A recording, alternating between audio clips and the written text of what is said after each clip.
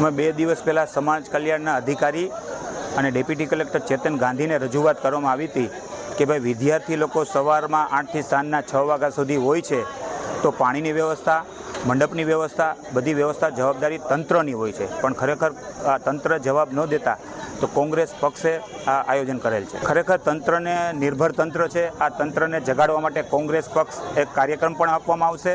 ખરેખર જે ક્રિમિનલ જે દાખલા કાઢવામાં આવે છે સેમ ડે મળી જવા જોઈએ. લોકોને 2 દિવસે મળતા નથી. જો આ તંત્ર નહીં સુધરે તો કલેક્ટરને ઘેરાવ કરવામાં આવશે.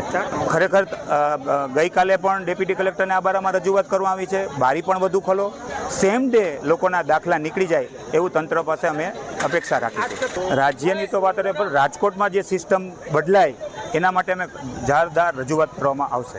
અહીં હું સવારના 8 વાગ્યાથી આવી છું, પણ હજી સુધીમાં મારો વાળો આવ્યો નથી. પણ હવે ખબર નહીં ક્યારે આવશે ને.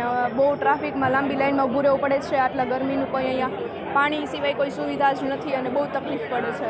સવાર બહુ બધી લાઈન છે. એ લોકો બહુ ધીમું કામ કરે છે એટલે બહુ ઓછા જણાનો વારો આવે છે. કેટલા લોકોને તો અહીંથી પાછું પણ જવું પડે છે. એ તો આ બહુવાળી ભવનવાળા તંત્રને જ કરવું જોઈએ, પણ અત્યારે એ લોકો કાંઈ કરતા નથી એટલે આ લોકો કરે છે. પણ એ કરવું તો આને જ જોઈએ, એ આ લોકોની ફરજમાં આવે.